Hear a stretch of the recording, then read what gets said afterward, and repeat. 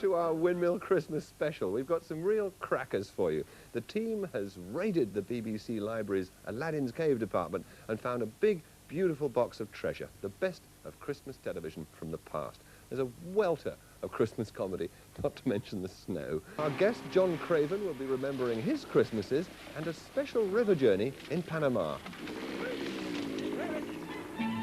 We take a look back to the television of 1949. Milk won't wait anywhere, not even in the cow.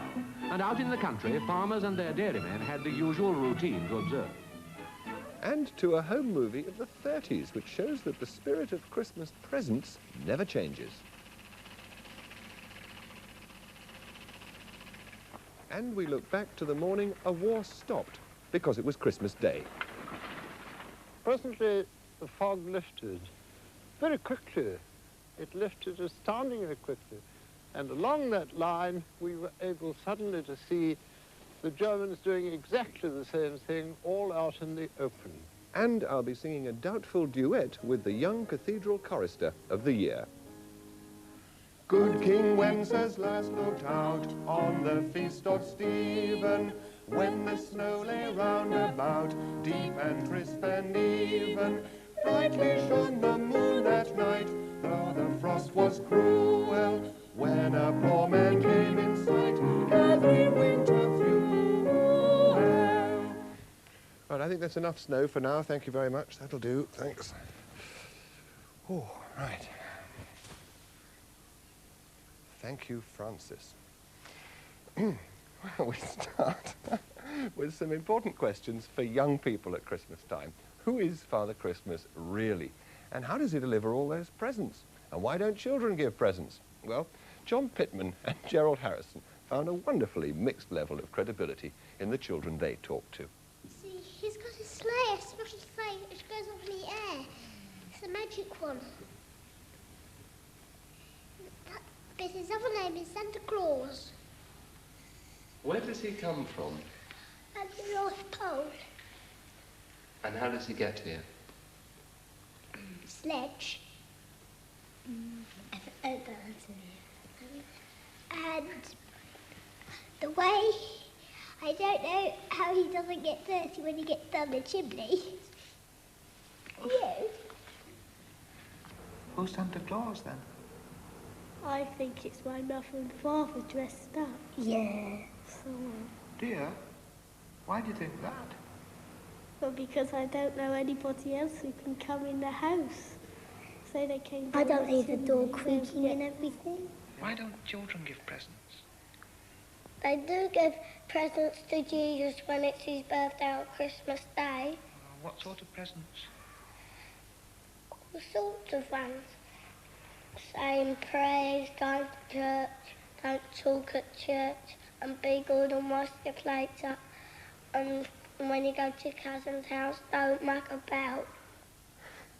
It is one of life's great mysteries, isn't it? How on earth does Father Christmas manage to do all those deliveries in one night?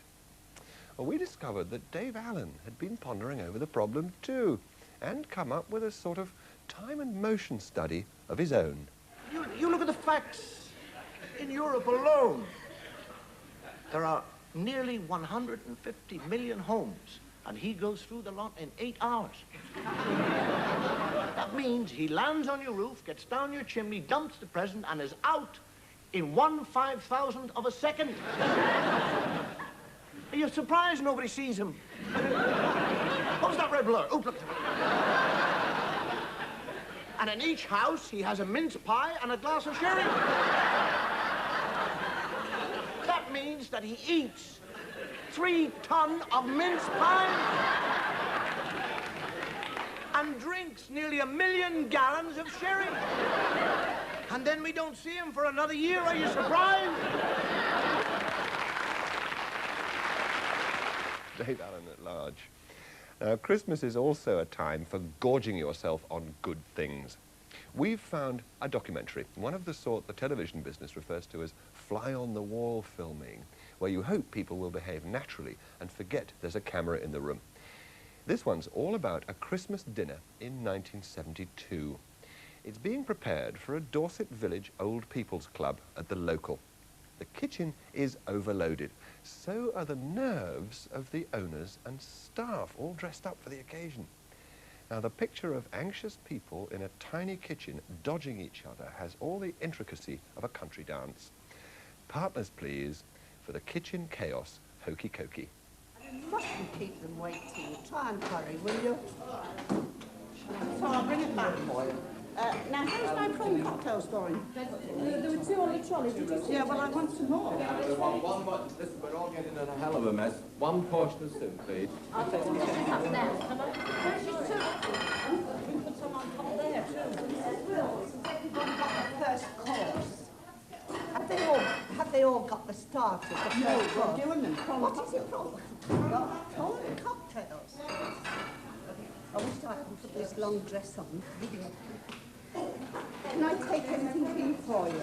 There's some vegetables in there if they're going to serve extra vegetables. Right, then. I have to take these, and then they... I haven't put any creamed or any salad. Right. Mrs. Wills, will you take the vegetables? No, extra in there, dear. Creamed and celery, and say somebody wants it.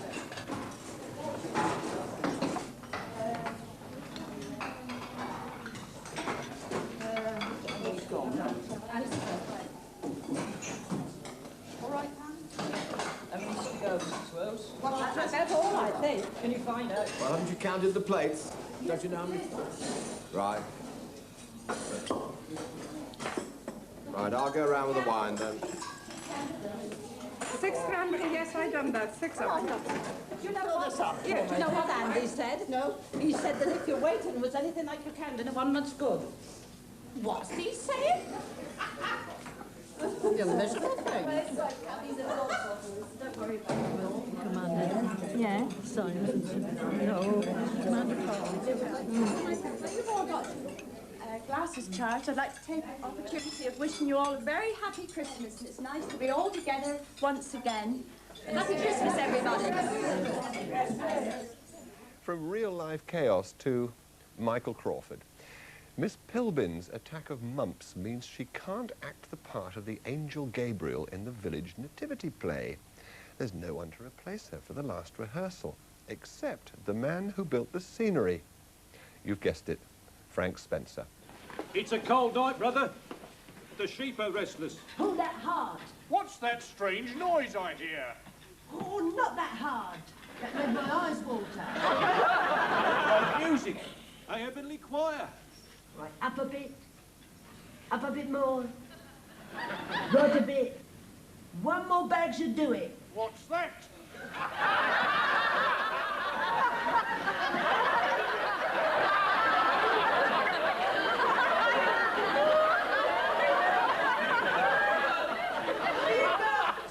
Fear not.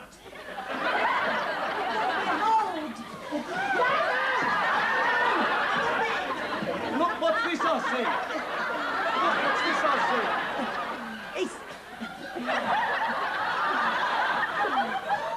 Stop looking up there.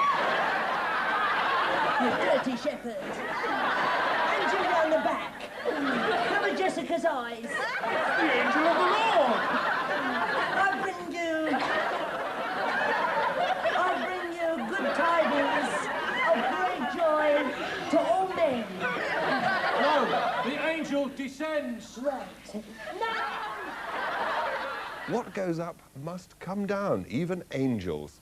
A film on the Tonight programme in 1963 investigated the disappearance of the 46 huge plastic angels which had decorated Regent Street in London 3 years before.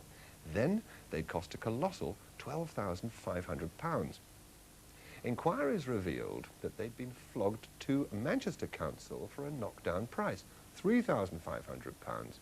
Now, after the angels had spent 1 Christmas parked in a cowshed, the sleuths of the Tonight programme followed their flight path to a town in Nottinghamshire, where their earthly value was now reduced to a paltry £250. The reporter who followed the 46 angels' fall from grace was Julian Pettifer. Regent Street, London to Regent Street, Mansfield. Fallen angels?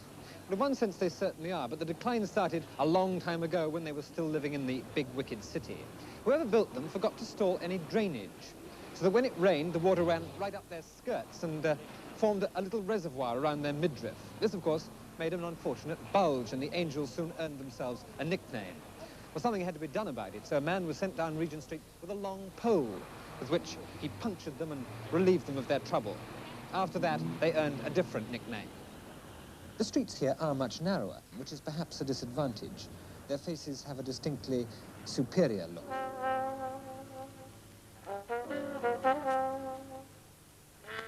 Maybe they'll all feel better when they've been officially switched on. The ceremony on the steps of the town hall is conducted by the Mayor of Mansfield, Councillor A.H. Bailey, supported by the town clerk, Mr. Christmas. Have hung decorations in the main streets near the centre of the town for the festive season. And it now gives me the greatest pleasure to switch on. And so the mayor throws the symbolic switch. Symbolic because the flex doesn't actually lead anywhere. It ends as two bare wires in the public lavatory down below. This is an automated switch on with a difference.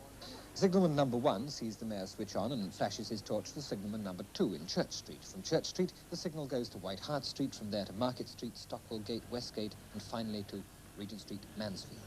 A complicated chain of command, and one which gave the organisers a few worried moments. But in the end, it worked. And in the end, the pleasure given by the lights is just the same.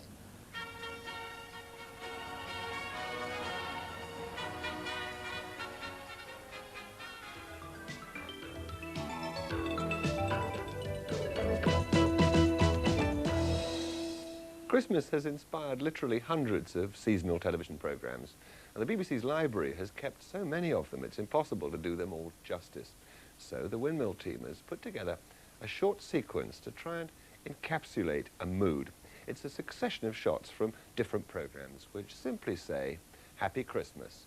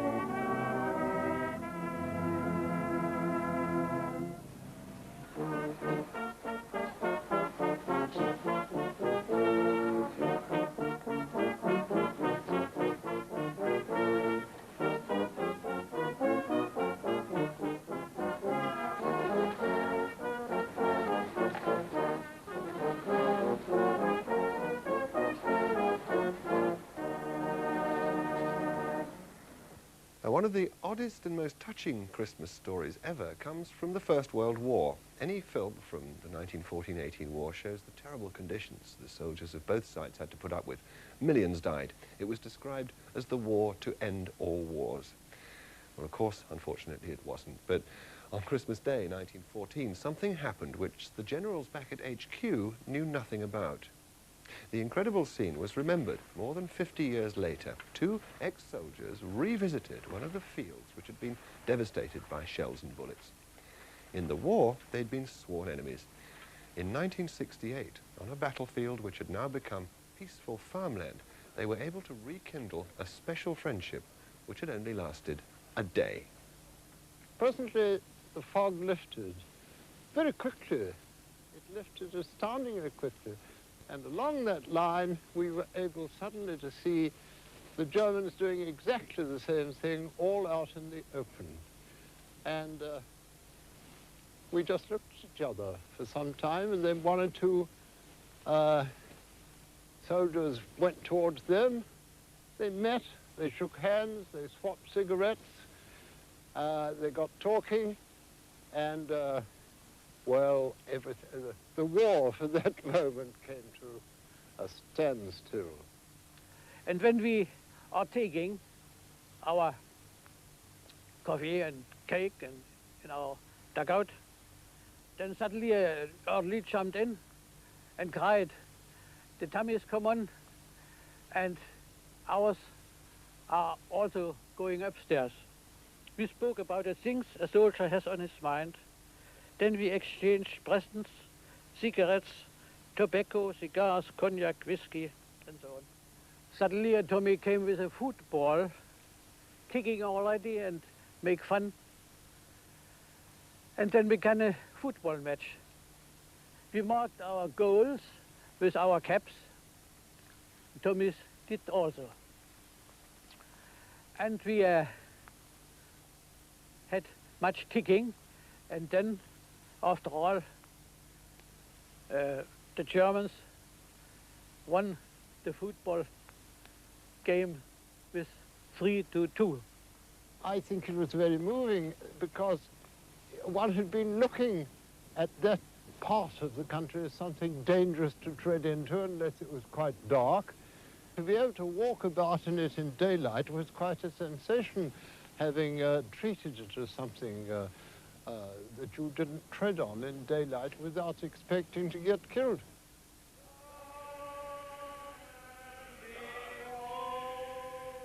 When we heard the Englishmen, we began to sing also, louder and louder, and all at once it was like a hymn that arose out of the trenches to the sky.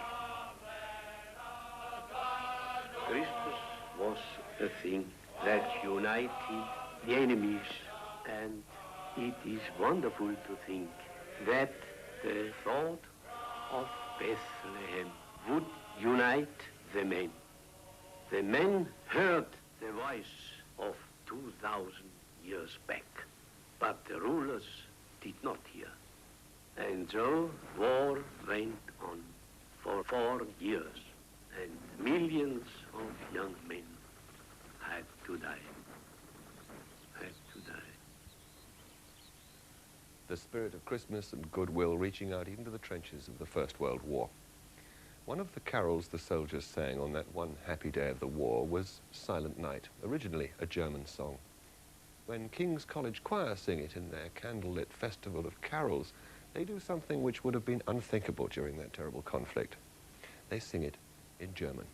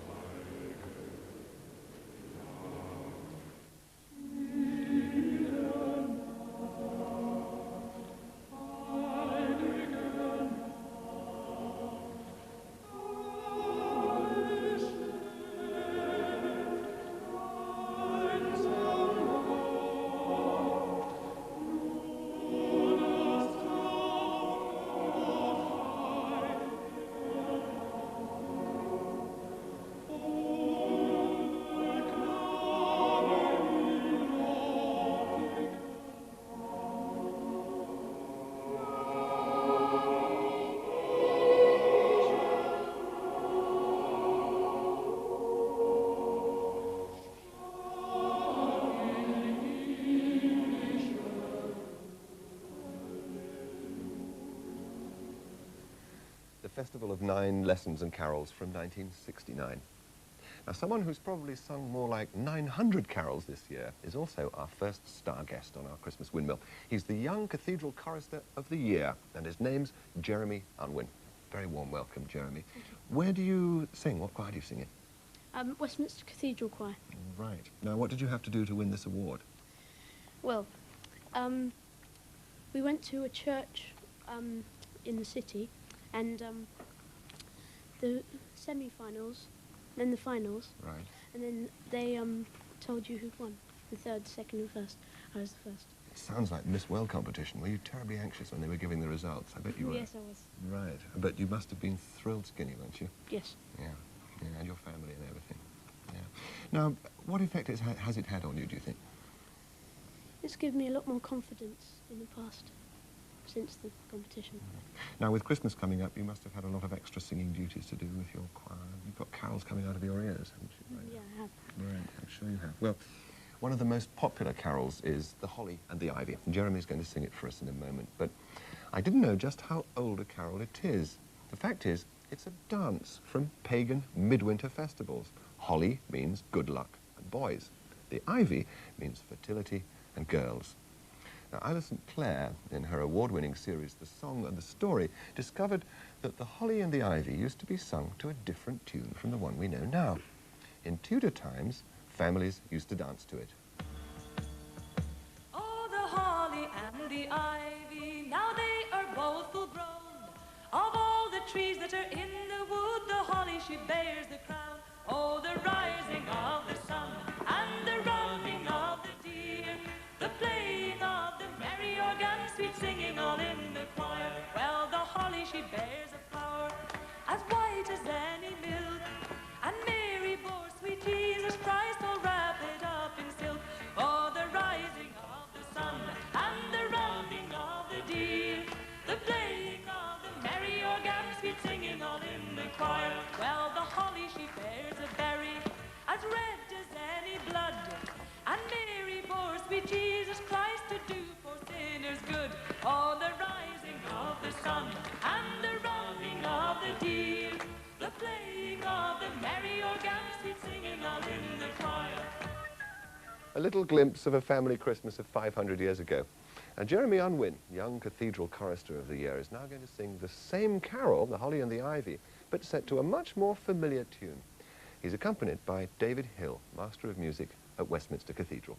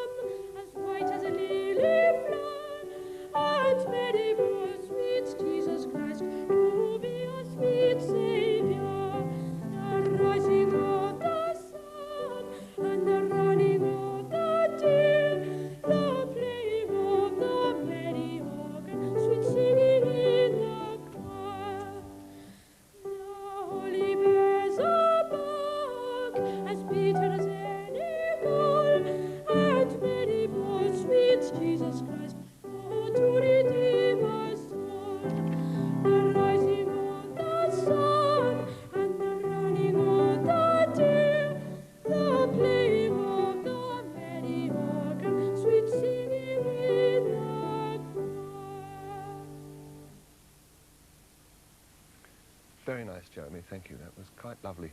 Well, this is where my in-at-the-deep-end instincts ought to tell me to stop while we're ahead. But Jeremy's insisted that we sing a duet, him and me.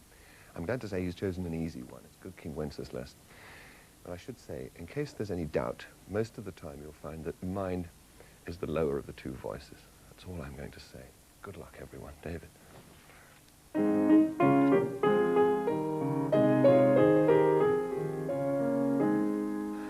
Good King Wenceslas looked out on the feast of Stephen, when the snow lay round about, deep and crisp and even. Brightly shone the moon that night, though the frost was cruel, when a poor man came in sight, gathering winter fuel. Hear the page and stand by me, if thou know'st it telling, yonder peasant, who is he, where and what his dwelling? Say he lives at goodly Kent, underneath the mountain, right against the forest fence, by St. Edward's fountain. Bring me flesh and bring me wine, bring me pine logs hither, thou and I will see him dine, when we bear them thither. Page and bonnet, forth they went together, through the rude wind's wild lament, and the bitter weather.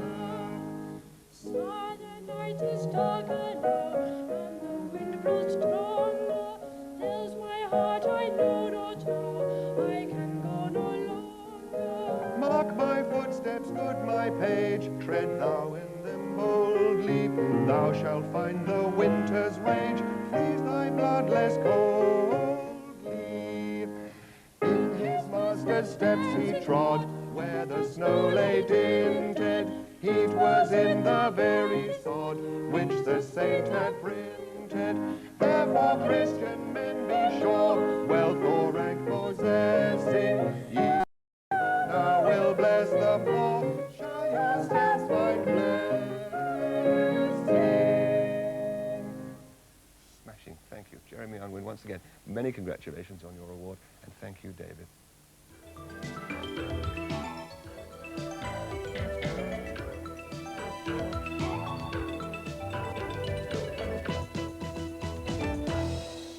One of the best things about Christmas is the annual duel between ITV and BBC. They call it the ratings war.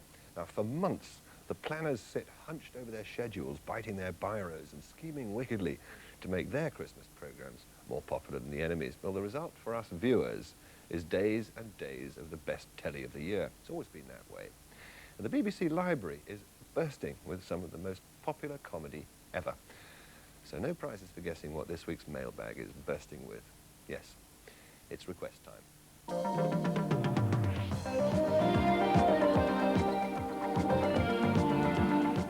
The first one comes from Natalie and John Meredith of Chiswick, and they say, the funniest programmes are the ones which remind you of what a good time you've been having over Christmas, beavering away at party games.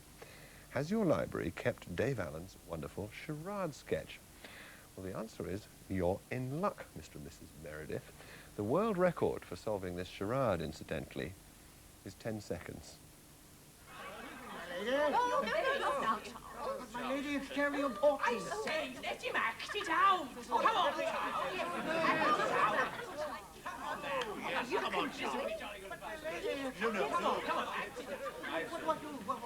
How many words? How many words, child? Oh, 5 words. Is it a play? Oh, Say it. Right. First word. Yes. Little one. Little one. The. First word, the. Really? Oh, no. Second word. Oh, dear. Drinking. Oh, drunk. No, like drunk. Blotto. Like blotto. Shorter. Lotto. Housey. Shorter. House. The house. Third word. Yes, he's very good. Scrooge. Snake. Serpent. Like a snake. More. Hearing. Like a sound. Like a snake. Serpent sound. Hiss. Shorter than that. Is. The house is. House. Carpet. The house is. Down. No. Under. On. The house is on. House is throwing. House is lighting. House is match house. Then house is warm. House is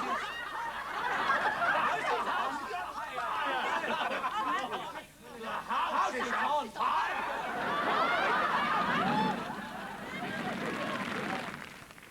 Dave Allen from Christmas 1979. Now the next one, thank you for all your cards by the way, comes from Sue and Chris Scott of the Isle of Wight, and they say, what about the sheer embarrassment of Hugh and Terry trying to persuade their neighbours to play a party game when they're not really interested? Okay, Sue and Chris, we've got it, and it's from a programme shown on Christmas Eve 1964, all those years ago. Hugh Lloyd and Terry Scott and, well, friends. Ink. Pen. Blotting paper. He said blotting paper. Mr. Lloyd. What for? It's a game. A game called blotting paper? No, Cecil, no. Oh, blimey, you started something here, mate. Seems a pretty rum way to spend Christmas. Right, we start with Norma, then on to Mr. Crispin. Right, have you thought of something, Norma? Yeah. Oh, we'll try and think of something else. Right, off we go now, beginning with Norma, then Mr. Crispin. Right, off we go. 1, 2, 3. Party! Labour. What?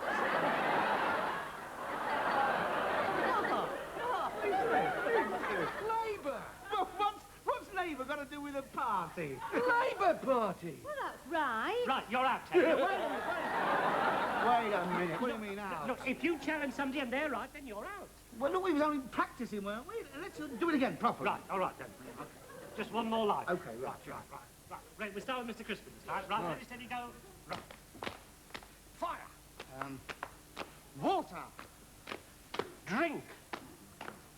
Boozer. It's a good idea. They're open. Sit down!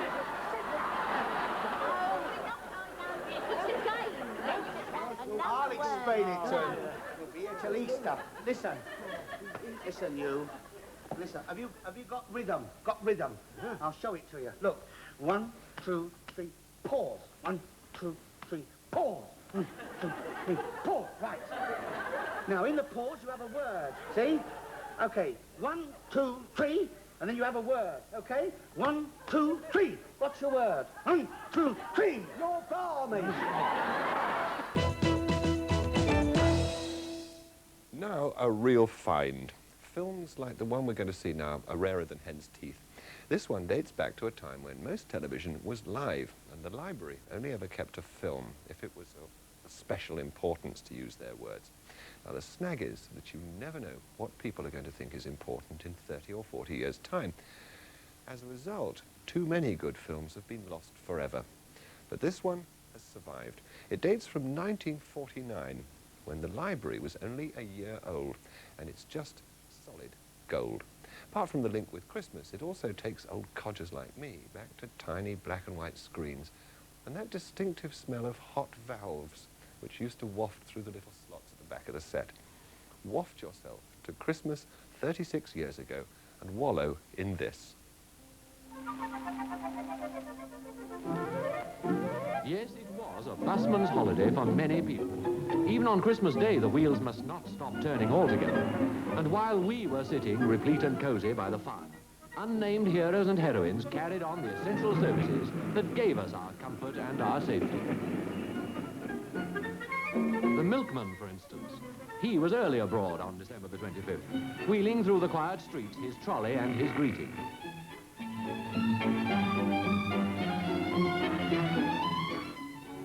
Milk won't wait anywhere, not even in the cow. And out in the country, farmers and their dairymen had the usual routine to observe.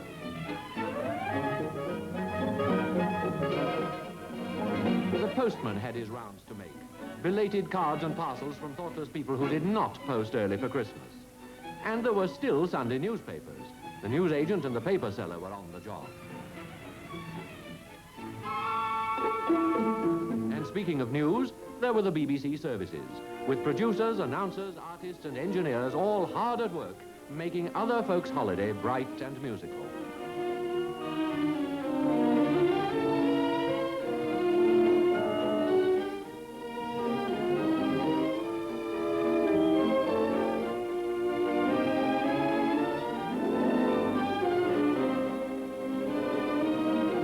This was another and sadder kind of listening. No time for rest or merrymaking can be spared by those who fight against pain and disease, doctors, nurses, and their many unseen helpers. No rest for those who stand by waiting for the urgent call of danger. 88 fire calls were answered on Christmas Day by brigades in the London area alone. And high up in the list of civic watchfulness, after disease and danger, comes dirt. And the scavenger was at work on Christmas Day, doing his humble but essential duty.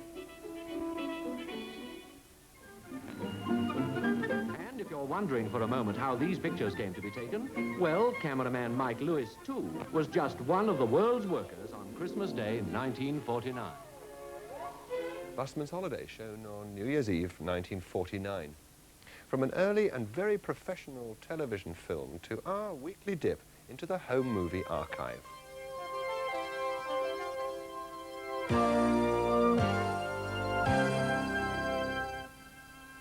Colour film was rare in the 1930s and the quality a bit dodgy, but this fragment of amateur film was shown in the series Caught in Time in 1977. It's all about Christmas shopping in London, and James Cameron's commentary says all that need be said.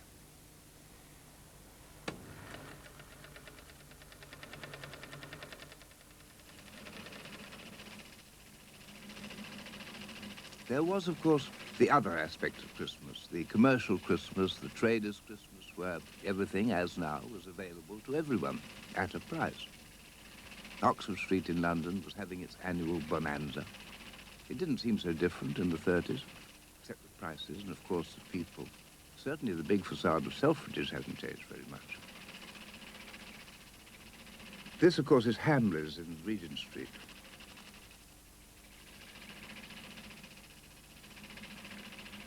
But Gamages now, that's a thing of the past. I'd forgotten, if indeed I ever knew, that they used to have a real circus inside. Where could they have put it? You can still see this here and there, the pavement toy shop, all these madly ingenious clockwork things. Did they already come from Japan, I wonder? I don't like the look of that crawling toy baby, liable to be trodden on at any moment.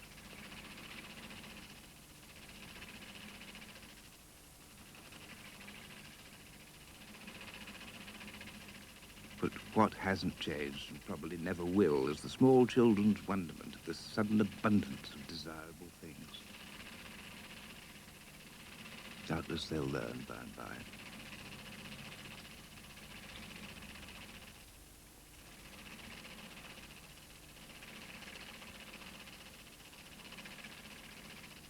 Christmas was probably even more than it is now a children's occasion. Is it reasonable to feel that they were less sophisticated 30 years ago? Or do we just suppose that they should have been? Everything is bound to be new and wondrous when you're 6. Well, now it's time to meet someone who is eminent, famous, and very nice with it. It's Windmill guest time.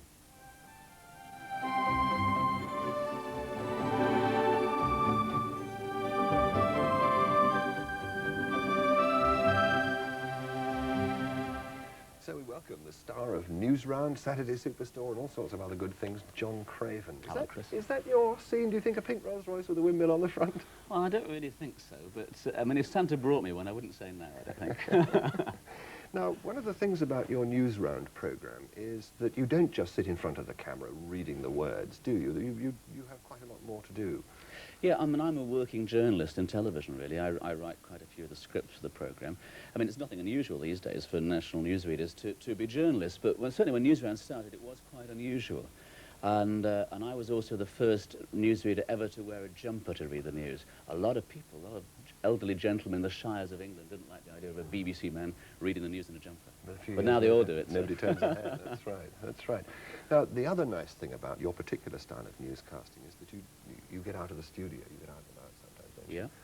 Every few months, for being a good boy and sitting inside the studio, they let me out. And I've been to some fascinating places. I'm very lucky. I've met some amazing people and seen some wonderful sights.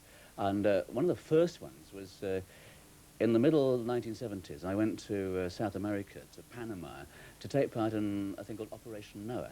What was happening, they were flooding a vast area of the Bayana River to create a new hydroelectric dam. All the native tribes had been warned about this, about the danger, and they were moving to higher ground. But nobody could possibly warn the animals what was going to happen, and they were all in great danger of drowning. So Operation Noah was launched to rescue the animals, and we went along and joined in the operation. Suddenly, we came across my first catch. It's a kind of raccoon called a coati-mundi, and he wasn't too pleased about being rescued. In fact, he dived into the water to get away from us. Flip it over, make a pocket, make a pocket, make a pocket. Too late. A pocket. No. Oh, too late now. Oh, get him again. Make a pocket. Where's he gone?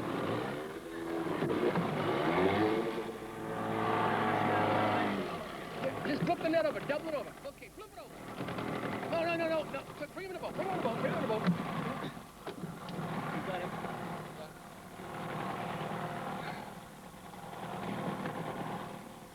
You got him. We got him. Get a bag. Right. Bag open. Yep. He's a young guy, but he bites, you know. Don't bite me. Nice. Woo. This is Gregory, our camp mascot. Gregory? He's a white-collared peccary, and he's a docile animal. He's a lot of fun to have around. He's always tugging at your cuffs when he wants attention. And he's unusually tame for a peccary. He's a terrific animal instead of the camp mascot? He's a bit like... What, you treat him like a dog, really? Oh, sure. He's a fine animal. Fine animal. Hello, Gregory. Oh, you can see he does have tusks. He knows how to use it if he has to. Why do you call him Gregory? Because he's a peccary, a member of the wild pig family. Gregory Peccary. Come on, Gregory.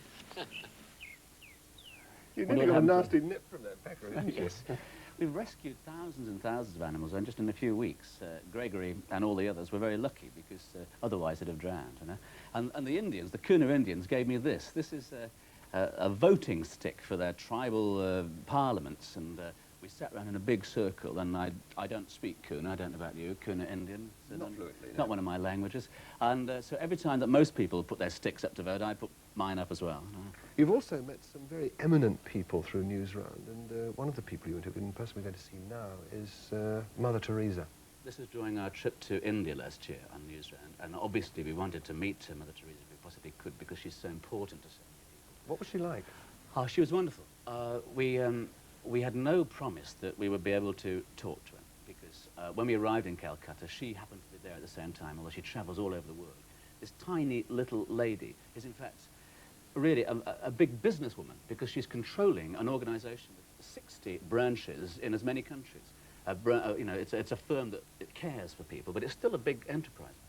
And she's in charge of it, by herself. And on that one day, she wasn't feeling very well, and her helper said, well, if we come back the next morning, at about 6 o'clock in the morning after Mass, Mother may speak to us. And so we went back the next morning, and she came out and she said, as it's for the children of Britain, I will talk to you.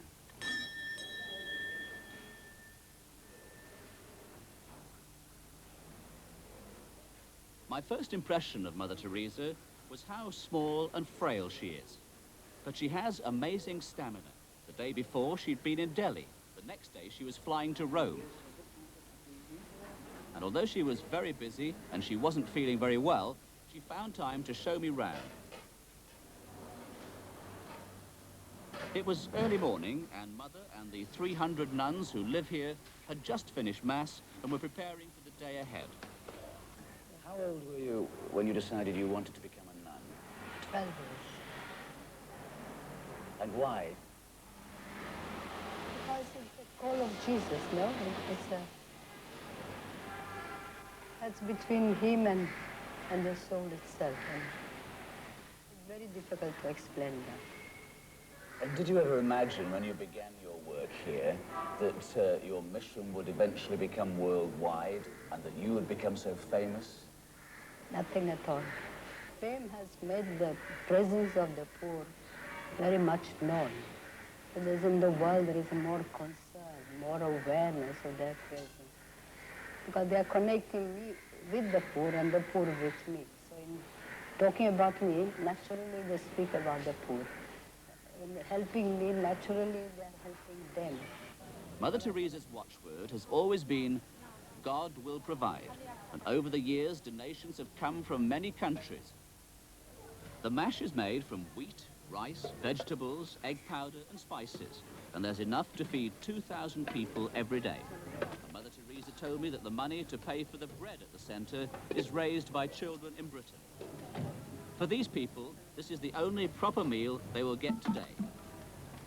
God and Mother Teresa will provide.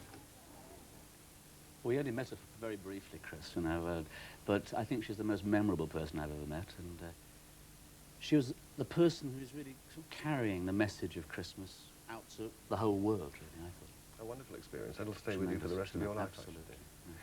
Do you have a family Christmas at home? Yes, I'm very lucky because Newsround is one of the few news bulletins in the world, I think, that takes a break at Christmas. So I have the chance of being at home with the family at Christmas time, and unlike a lot of my friends in the business, I don't go in for pantomimes and things like that, so I just stay at home and enjoy myself. Oh, yes, you do. You took part in a pantomime once, Oh, remember? A telly-pantomime. A telly-pantomime, Yes. For Swap Shop. That's right, good old Swap Shop. Yeah. Now here they come with gliding steps to grease their little sister. Just listen to their cheery cries. They're saying how they missed her. Where have you been, you horrid wretch? Gawping at the telly? Why are these pots shining cream? Why is this pan so smelly? That is my sister dear. Perhaps you'd like to try some. A gal must always look her best to catch a fella handsome. What a flounce. Who were you plastering with stuff there? Noel somebody, I think it was. Noel somebody, yes, the name rings a bell. Definitely, yes. Well, you got up to some other silly stunts, haven't you? In fact, you once were allowed to fulfill a long-held ambition of yours. That's right. Now and again, people do expect newsreaders to be quite serious people. Again, we're allowed to let our hair down. And I was working on a Record Breakers Christmas special once, and the producer said, what's your wildest dream? Everybody can have a wild dream come true. And I remember as a boy going to the Leeds Empire Theatre and seeing all the tops of the bill, the big singing stars. They used to walk down a big staircase. Do you remember these sort of staircases they had? And the microphone would come out of the floor, and they would sing their big signature tunes. So that was always been one of my ambition, but unfortunately I can't sing, can't get a single note right. But Alan Russell, the producer, said, oh, we'll make it all look wonderful. And he did. Ladies and gentlemen, we proudly present the unique voice of superstar John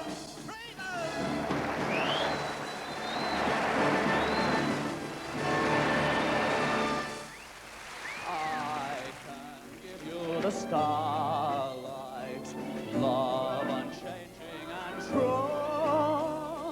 Call and I will be all you ask of me. Music in spring, flowers from a king. All these I bring.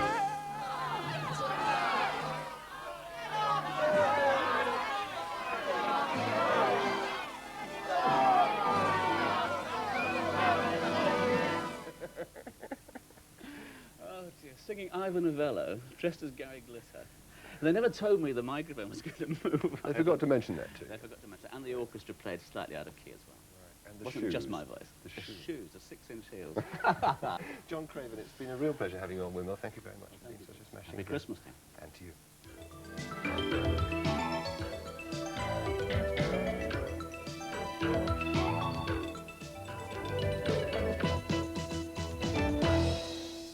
Now, I've just been instructed to open this. Now, I've honestly no idea what it is. The ticket says, Happy Christmas from Windmill. It's my Christmas present from the team. Well, it's rather embarrassing opening it in full view of a television audience, but I shall do so nevertheless. Great sense of excitement. And, okay, I think it's China. It's well wrapped up, and it's, oh, it's beautiful. Look at my windmill. Oh, how lovely. Thank you very much, Windmill team. I shall treasure that. Isn't that nice? Well, we'll have it here in our set. Well, from all of us on the Windmill team, including me, let us wish you a very happy Christmas. See you next week. The last word goes to Jeremy Unwin. Bye-bye. Once